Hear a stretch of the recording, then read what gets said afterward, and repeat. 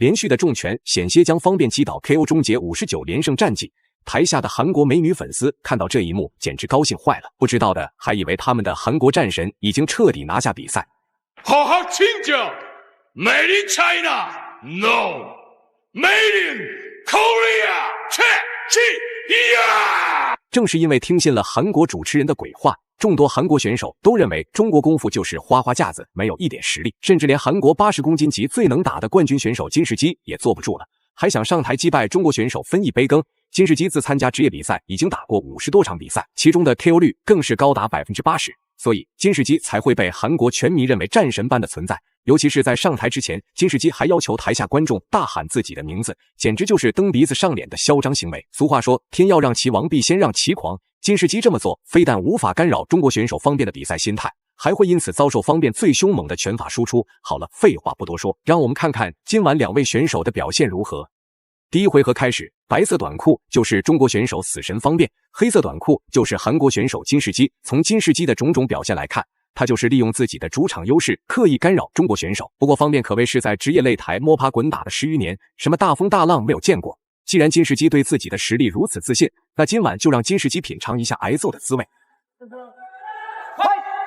他在今天比赛当中是不是能够继续续写他不败的神话？在武林风全球功夫盛典比赛里面，方便战胜考克莱之后，我感觉他在这个战术打法上更加的丰富，控制比赛能力更强。漂亮，又有个接腿摔。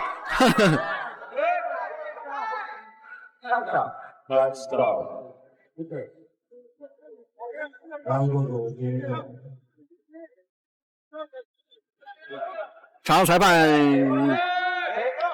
说：“你这个接腿摔啊！”想不到韩国人就秉持着打不过就耍赖的战术，方便就是因为利用摔法击倒的金世基，就因此遭受到了裁判的警告扣分。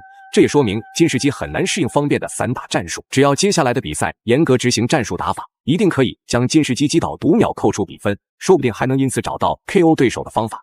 高手过，当时他是打7公斤的比赛，没想到现在体重逐渐的增加，已经到了80公斤，和方便进行对垒。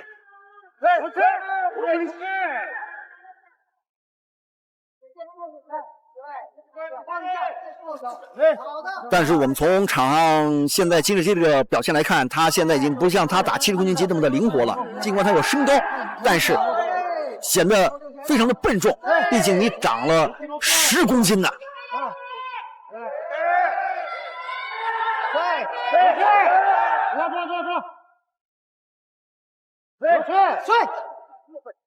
在赛前的时候呢，我们也跟方面沟通过，就是说金世基以前 KO 过这个许岩，说明他的技术还是非常好。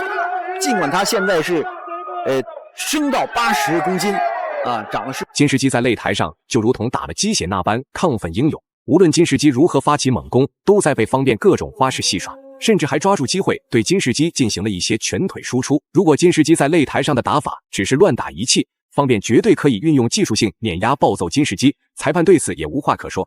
我们这个技术动作就是说你的这个动作灵活性下降。转成了后蹬。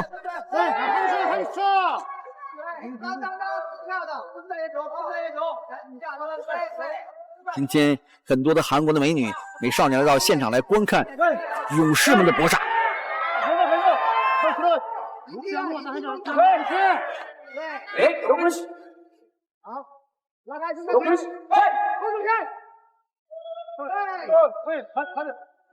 你看，方便在这个防守动作当中，他并不是说把拳拿起来护上自己的这个两侧，好像跟练过拳击选手一样，他不是这样的，他主要是利用一些躲闪，判断你的进攻方式。比赛来到第二回合，金世基为了在韩国观众面前表现依旧咄咄逼人，方便本想再次接腿摔，犹豫不决，还是选择放弃。随后金世基拍拍方便的肩膀，暗示方便小老弟很识时务。很明显，裁判临时修改的规则让方便十分头疼，自己最擅长的打法被针对，一时之间方便也想不到什么更好的击倒方法啊。他在这方面的能力是很强的，接腿摔的技术。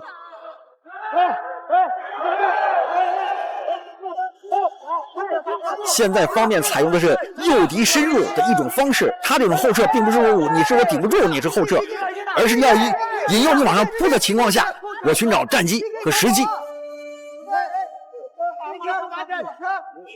方便是什么？啊，他的控制比赛的节奏能力是非常强的，它是一种变化，它是一种变化。转身的后蹬，通过这种变化，你看没有？金世基不敢往前冲了。什么叫战神？这就是战神，我能控制着比赛整场比赛的过程和节奏。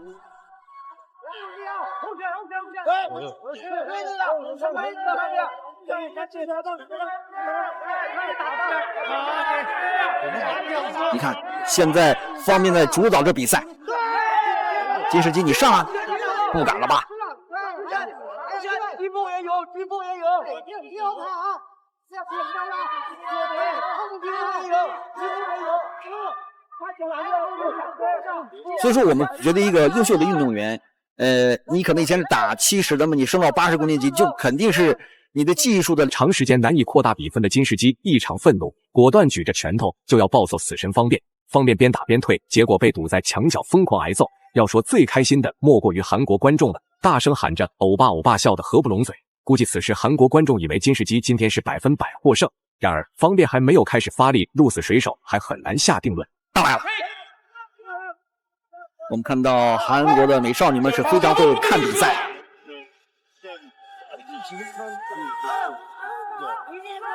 漂亮漂亮，这是迎击拳，后迎击拳，非常的漂亮。你们想到了吗？中国的战神方便在韩国的首尔，在这个擂台上取得了他职业生涯当中第26场的胜利。尽管金世基还能够继续比赛，但是胜利的一方一定是方便。继续进攻，继续进攻，不给他喘息的机会，他还能站得住吗？金世基，你还能站得住吗？结束了，结束了。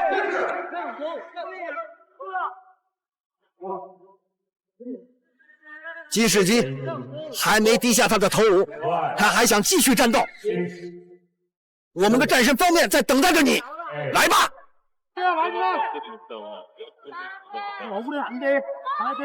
观众朋友们，现在您看到这是武林风走进首尔中韩对抗赛男子80公斤级的比赛，在第2局的比赛当中，战神方面漂亮漂亮。最后公布比赛结果，死神方便实至名归，赢下了比赛最终胜利。大家认为方便本场比赛表现如何呢？欢迎在评论区留言讨论，我们下期再见。